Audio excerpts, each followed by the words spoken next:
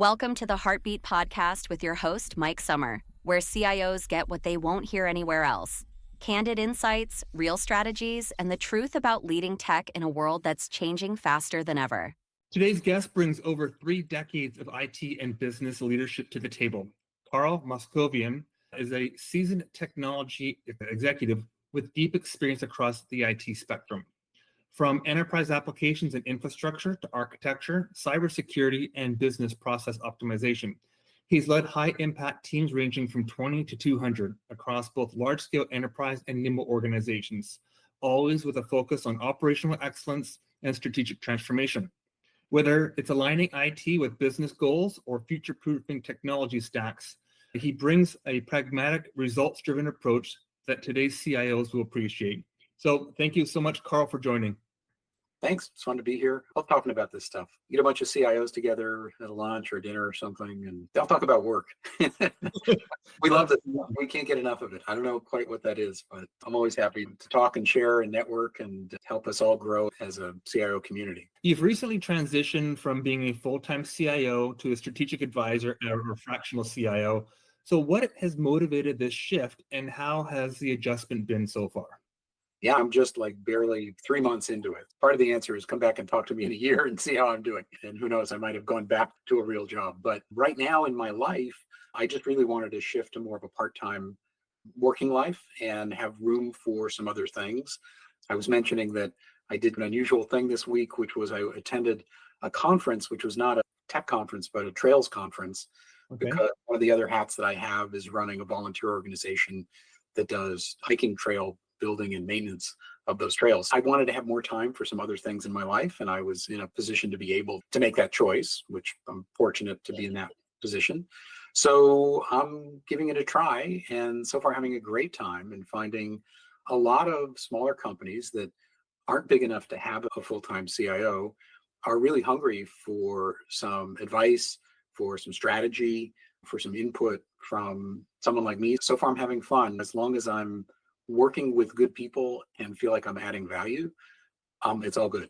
I'll worry less about exactly how much money I'm making or what my fancy title is or something like that. I'm more interested in just the guts of what I'm actually doing. Fantastic. So looking back over your 10 plus years as a CIO, what would you say were some of your biggest personal growth moments? I think, to be honest, while we grow in any challenge, whether it's a good challenge or a bad challenge, oftentimes the bad times are actually where we learn the most. But you learn something in either case, right? I think the only scenario that's bad is being stagnant. And if you're stagnant for too long, then you're not learning that much. So I think that at the moments where we've had big economic downturns, I had to downsize my team, I had to figure out how to organize things differently. Those have been really tough to go through, but I think you also learn some things from that are really helpful, even when times are not bad, right? You build this muscle around efficiency, organization structure, doing things the right way, hopefully so that you don't get into a situation where you then have to make a big cut or something. At Gainsight, I also had a kind of a fun growth opportunity, which was I joined Gainsight about 7 years ago, and we had tremendous growth. So the size of the company was growing, our revenue was growing, and that's a problem too, but it's a more fun problem. But it brings its own challenges, and you learn things about how to grow quickly, how to support rapid growth in a company, and those were good lessons too. So if we can just dig in a little bit, at Gainsight, you helped the company scale significantly. What were the critical inflection points where IT had to fundamentally rethink its approach to meeting business needs? I think probably as a born in the cloud company, probably more on the application side than the infrastructure. A different kind of company might have had an inflection point around their internal network or something. For us, the challenges I think were more around the enterprise applications. And we had an experience that I think is probably common to a lot of startups as they scale and they move from being startup to being actually a pretty mature company, which is you start with a lot of very basic internal applications. You didn't have an IT department. It was probably implemented by a business group, but you outgrow them, right? And you outgrow not just the applications, but the processes. And in fact, one thing I really saw very clearly at Gainsight was it isn't just that we grew in number of people or in revenue, we grew in complexity, right? For instance, we bought companies in different parts of the world. So now we had international expansion. We changed our business models. We grew the number of products that we had and how we packaged them. I think sometimes people can use revenue size or number of people as a proxy for the complexity of a company, but really it's the complexity that drives IT challenges.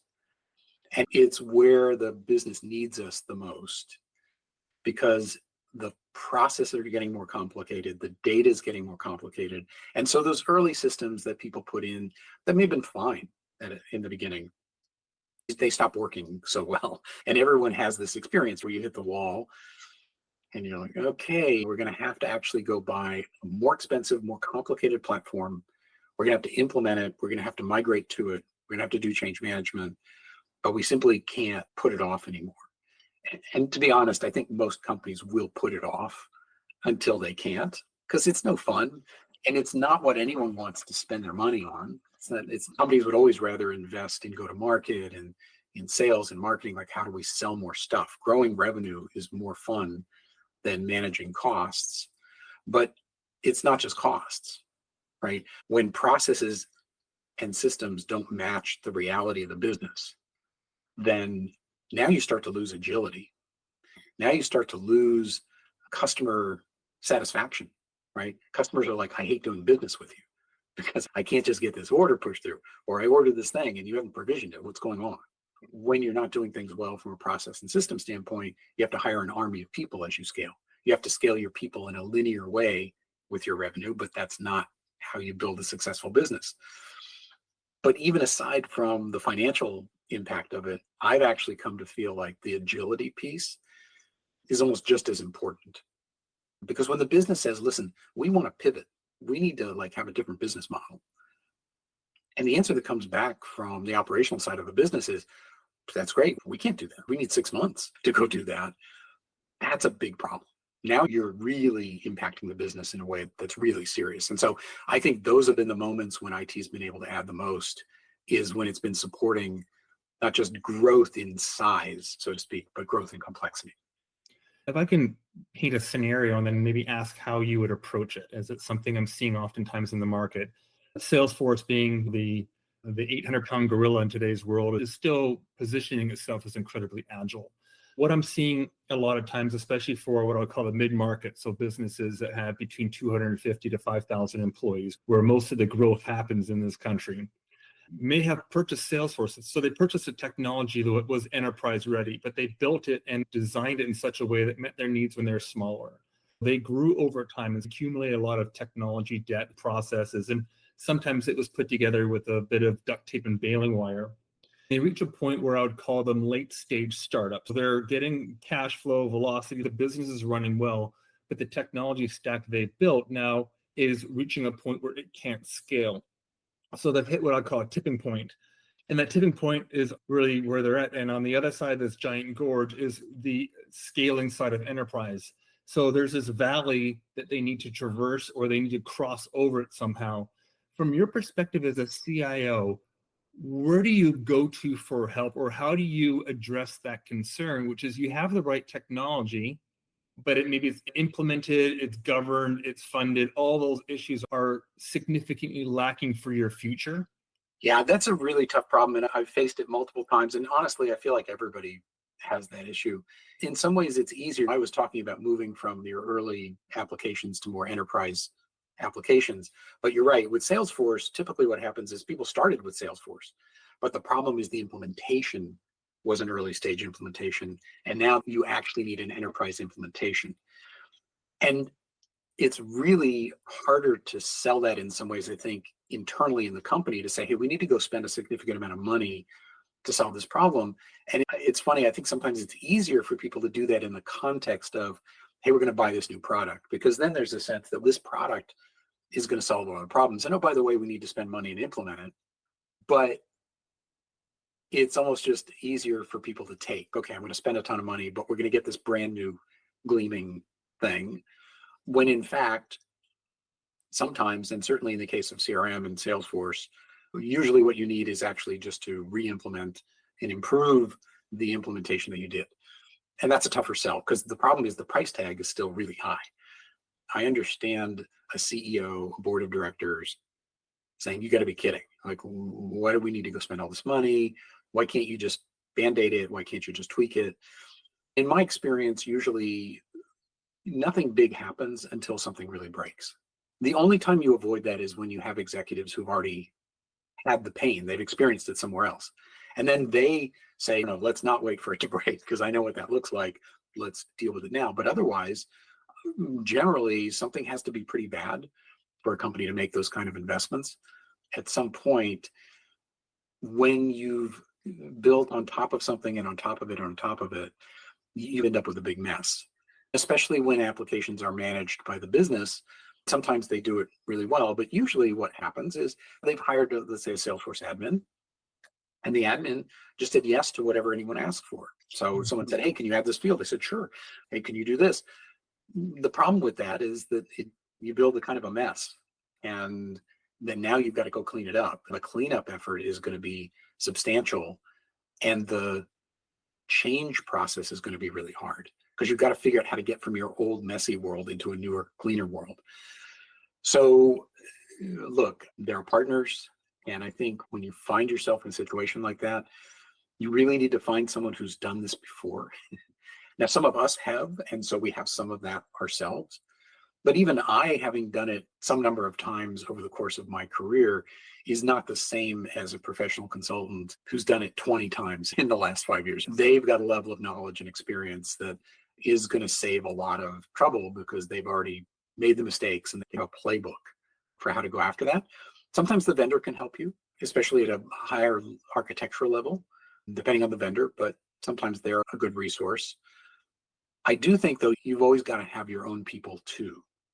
So I feel like sometimes people think they can hand off the whole thing to somebody.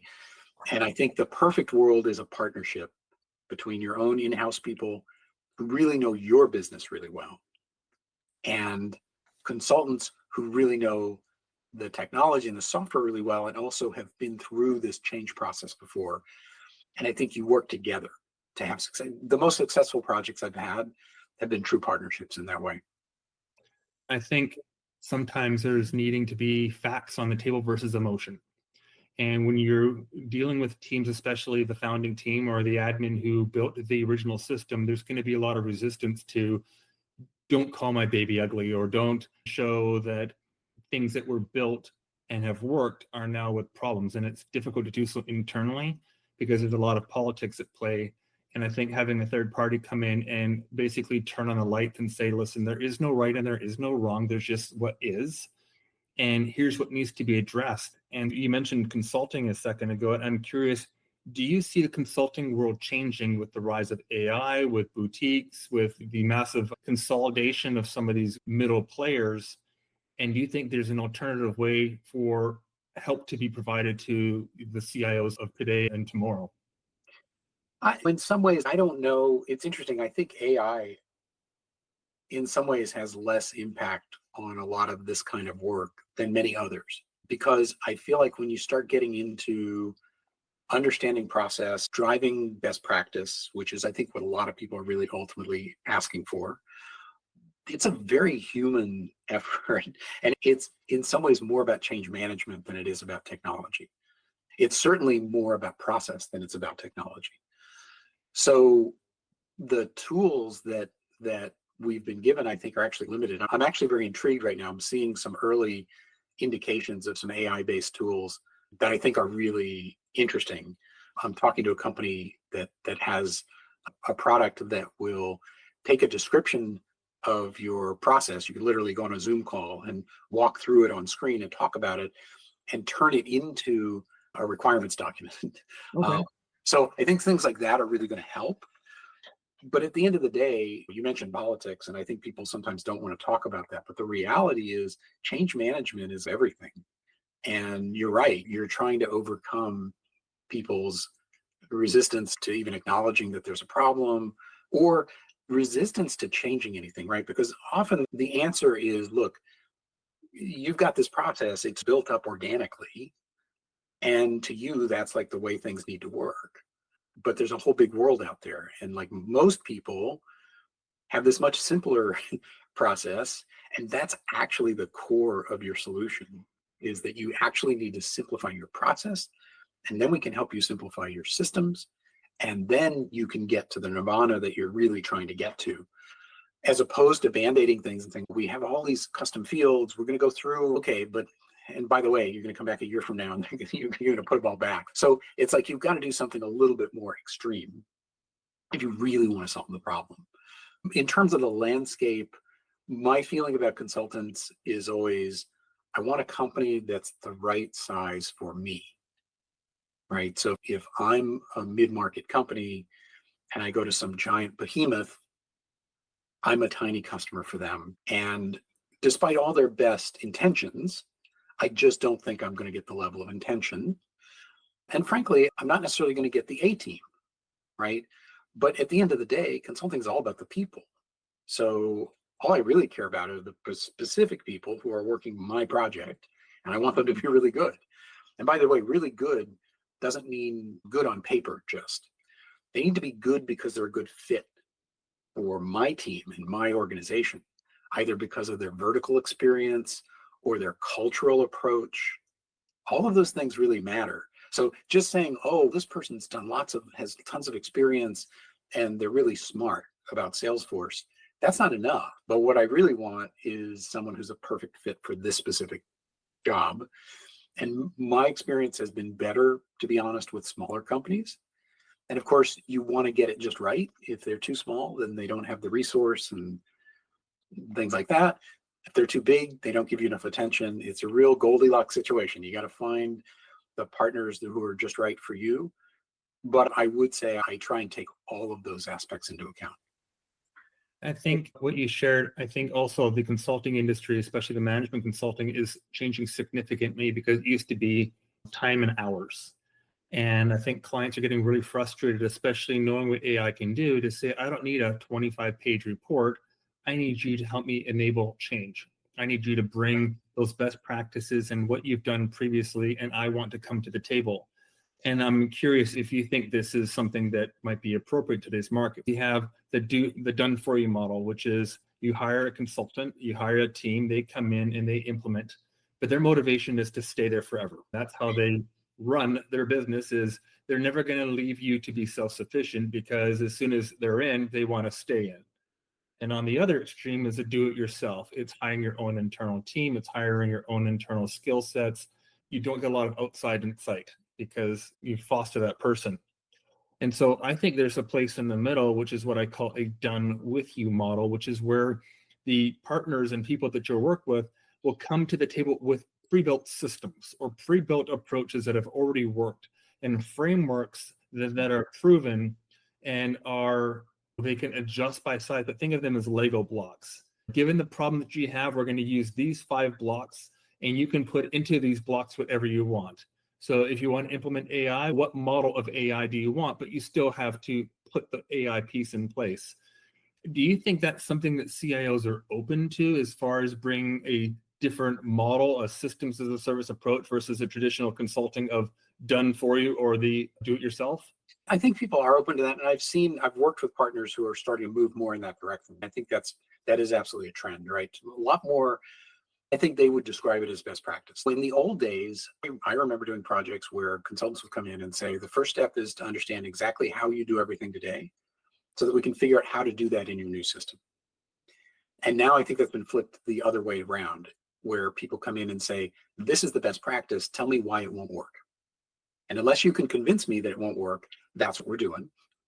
If there's a few areas that we say, this really needs a little tweak, or this needs something, then okay, maybe we'll do a few of those, but we're going to really try and limit that. That's what executives want, right? The CFO, when they bring in an ERP system, says, listen, please give me best practice. Just get me out of the box as much as possible. Now, the people down on the closer to the ground are saying, hey, but I have this situation and I have these specific situations that I need to be able to deal with this. I don't think that the people, the practitioners on the ground are crazy to be a little nervous about that approach, right? Because they're afraid that their legitimate concerns are going to get thrown out along maybe with some things that they can give on, right? So again, I think that the human side of this is super important. The change management, that's the whole trick, right? Because you can have the Lego blocks, and in theory, from 30,000 feet, you'd be like, this is easy. Just go put the Lego blocks in. But we've all seen projects founder, right? Because that human element wasn't handled properly. And at the end of the day, when someone who's down in the trenches says, hey, boss, can't do what you're asking me to, right? You're asking me to close the books. I can't close the books because these consultants came in and configured things in a way, and I can't do this thing. Trust me, that same executive who said, I just want out of the box and give me best practice is going to be like, do whatever that person says because we got to close the books. Yeah. And so suddenly all your best intentions go out the window, right? And so you've really got to fine tune that and get the balance right. You described in one of our earlier conversations the change from startup to an enterprise, like transitioning from a child to an adult. Can you unpack what operational changes you believe are the most critical during that evolution?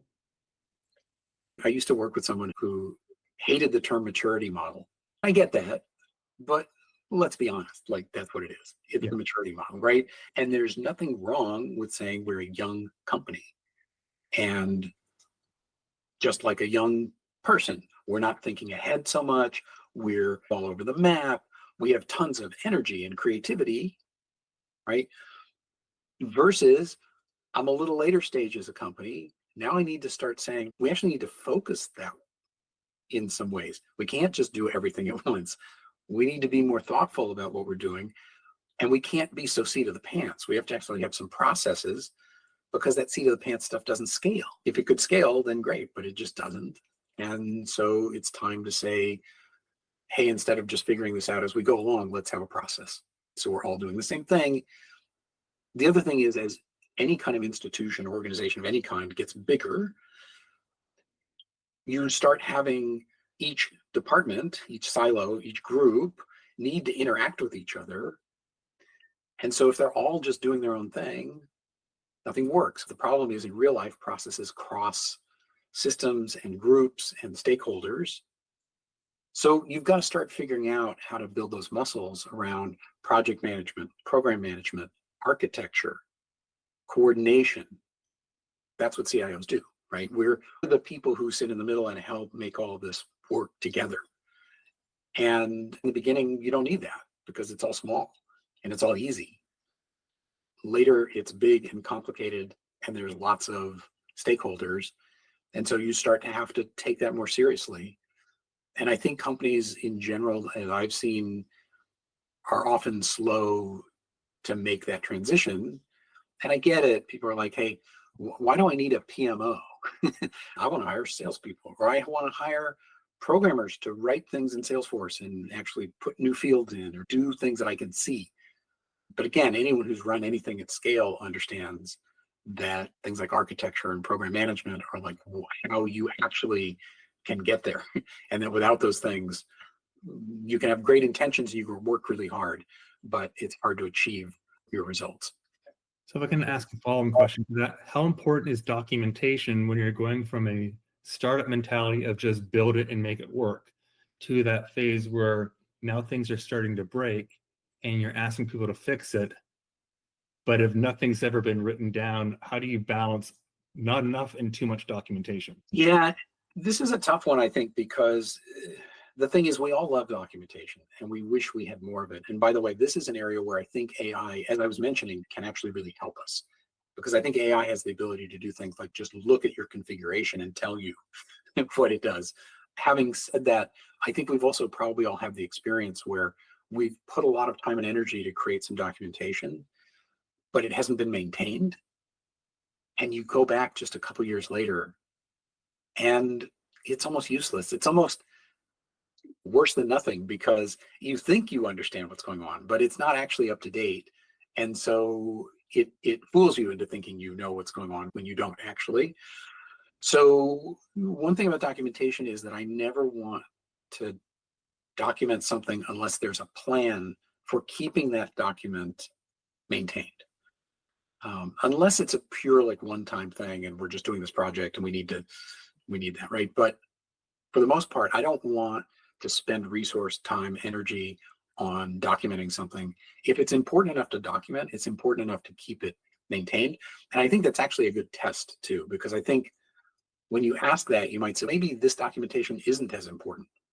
What if we have to prioritize?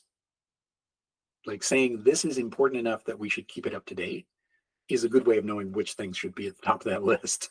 It's so funny when you go to meet with a business group and talk about their process and they say, we've got these problems. And you say, okay, so tell me how you do it today. How often nobody can tell you the answer to that. And to the extent that they can tell you the answer, they can tell you their piece of the process, which is, again, it's critically important to understand how everybody's piece ties together. And as IT professionals, we've seen this a million times. You go talk to three groups, they're just like, my thing works. And they're right, their thing works for them. But the whole process end to end is massively broken. And they're all pointing fingers at each other, saying, if they could just fix this thing upstream, all my problems would be done. But actually, the solution is going to require all three of those groups to make changes together in concert. And that's the only way you're really going to solve the true problem. And that's where that documentation starts becoming really important, because you can't even get started if you can't say what's even happening today. And I think there's some approaches that are coming into the market right now, and there's what is called process mining, which is where you take a look at how users are actually working through the system. And with Salesforce, you can use metadata to really understand what that process looks like. And then you have something called process configuration mapping, which instead of it being a heat map is more of an architectural blueprint where you know where all the stop signs and where all the cross sections and where the wiring is. And I think when those two are combined, it's incredibly powerful, because you're coming to the leadership or even to business saying, here's where we are today. And if they're living, breathing documents, meaning when the changes are made, it's done in real time, is going to open up a lot of conversations of what's possible and what's not possible. And I think when a CIO or an executive is able to come to the table and say, I hear you, yes, we want to do it, but here's all the implications, or here's all the knock-on effects that we're going to have. You can help me decide if we want to invest over time to address these, or if you want to go in a different direction. Bring that statement of fact almost to the table will alleviate a lot of emotion, because you're looking at the same thing. It's like looking at an architectural diagram from building a house. Yes, you want to remove that wall, but that's a load-bearing wall. And yes, we can do it, but we're going to have to reposition how this roof is being held up. So you let me know what you want to do. I feel the same way. I think part of my approach to being CIO probably comes from the fact that I started from a services background. But my feeling is the answer is never no. The answer is, first of all, tell me what you're trying to accomplish. Don't tell me what to do. Tell me what you're trying to accomplish. And what I'll give you are options. And I'll give you pros and cons. Because there's no magic one, there's no perfect answer. This will do these things, but it'll be super expensive and take a long time. And I think my job is to give the right information in a consumable way to executives who can then make a business decision. But one of the things that I talk about with people sometimes is that we think sometimes we're making a technology decision. When you're on the ground and you're in a group, maybe you're in the security team and you're like, we want to buy this piece of software because it's going to help us solve the security problem. The accounting team wants to buy something because it's going to solve this accounting problem. And so they've got a scorecard and they've looked at a bunch of vendors and they've come up with something, right? But when that bubbles up to the CFO, to the CEO, to the board, right? They're not solving a security problem or an accounting problem. They're making an investment decision. And that's a different process. And their scorecard is different than your scorecard. And the fact that you've got a perfect answer to solve a very legitimate problem, that's fine. But that's one of 100 things that are on their list from every department in the company. And every department is saying, this is vital to this company that we go solve this, but they can only afford to fund 10. So they've got a tough set of decisions to make. You want to take the emotion out of it, right? Because again, down on the ground, people are like, don't you think this is a big problem? Why don't you think it's a problem? Why wouldn't you solve this? But the question is not, is it a big problem or not? Take that emotion out of it for a second. The question is, where does the company invest? And sometimes that's going to go the way you want, and sometimes it's not. And I know it's tough when it doesn't go the way you want. You're like, these people are crazy. Hey, why don't they understand how important my thing is? But I think it's important to understand the view from their side of things. And by the way, if you want to try and sell that project internally or move it forward, you've got to be able to speak that language, right? And talk about that. But at the end of the day, I'm not going to go to my CEO and say, listen, we have a big problem over here, and here's the answer. I'm going to say, let me put a couple options in front of you. Let me explain it to you in English. And by the way, let me explain it to you in English with an eye toward the fact that you are making an investment decision, right? And I think that's my job, is to enable those leaders to make good business decisions. So yeah, 100%. That's a huge part of this whole job that we're all engaged in, which I think boils down to trying to make our companies run better. I've never met someone in IT who didn't fundamentally have the motivation that they wanted to make things better. In fact, a common attribute of people in our line of work is that it drives them crazy when things aren't optimized. They almost can't stand it. They're like, I want to fix that. I can't stand the fact that process is broken or that the system is clunky. But it's good to also have that perspective that there's a lot going on in the company. Everybody's got problems, and somebody somewhere's got to always make some tough decisions. As companies scale, governance often lags behind. How can CIOs set up governance frameworks and grow with the business and staffing without stifling innovation? What are your thoughts? It's hugely important. It's changed so much since I got into this business. He used to really be in charge of things much more than they are now. And we really saw a whole series of things, everything from microcomputers that allowed people to run things on their desk to the cloud, and now AI, which is just the latest version of this. All of those things democratize technology. They enable business people to actually go create solutions for themselves, which is awesome. And we've exploded the value that people can get from these technologies by unleashing it from having to, everything has to go through the IT department. However, we do have these little security issues and cost issues. We have an explosion of SaaS applications in most companies. I don't think there's any company of any size that you go to where you won't find duplicate technologies. And so I think you put it exactly the right way. How do you find the balance? Because I don't want to stifle innovation. AI was a great example of that, right? There were legitimate security concerns when this came out. I think a lot of those, by the way, have been addressed. And sometimes people are continuing to be a little bit more worried about that than they necessarily need to be. But certainly in the beginning, like especially, there was legitimate concerns, but also clearly we got to get our hands on this stuff. We got to be using it. There's no way that we're going to be competitive if we just put our head in the sand and say that AI stuff is just a fad, it's going away. No, trust me, this is big. The approach that I've always taken, and even when I first got to Gainsight, I remember doing a blog post about IT as a facilitator more than a dictator, frankly. How do we play that role of facilitation, coordination, governance, architecture, but not actually have to necessarily own every single resource and every single application? And I think that's entirely possible, but it requires a little different mindset. It requires some openness on both sides, to be honest. I think those business groups that say, no, I have to do this all myself, have to be willing to give a little bit. I think IT has to be willing to give a little bit. We can meet in the middle and say, look, can we jointly come together and have a council that manages this application or this function? And I think those kind of models they're not just the future of IT, they're the present. And I think people who aren't taking advantage of those kind of structures are missing out.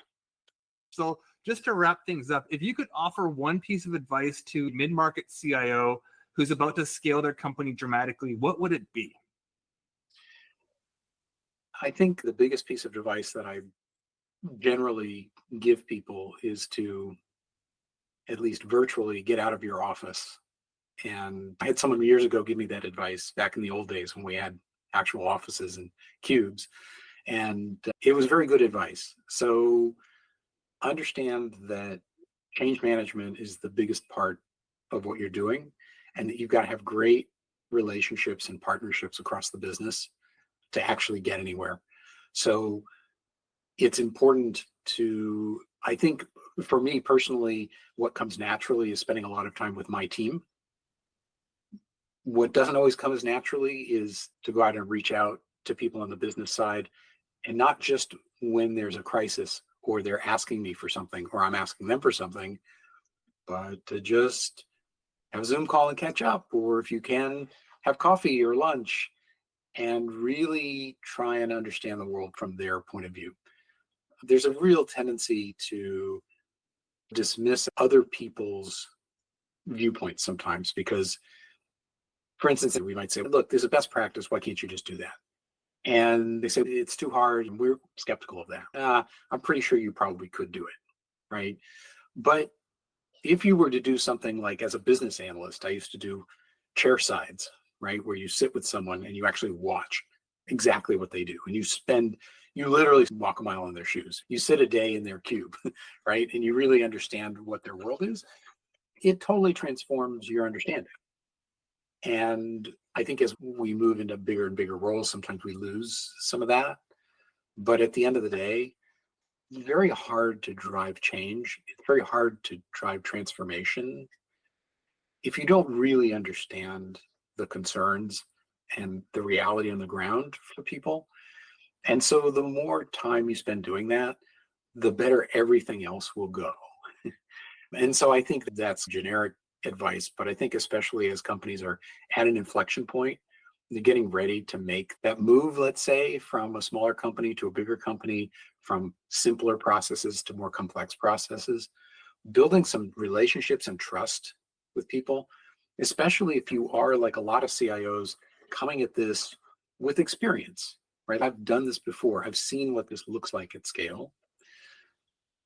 In a way, that's a good thing. It's not, I'm here to lecture you or make you do something, but I'm here to help you. I'm here to be your true partner. I think everything else in some ways takes care of itself. If you have the right alignment and the right relationships, then you can work through things. It doesn't mean it'll all be easy, but when you have problems, when you have issues, you can come together.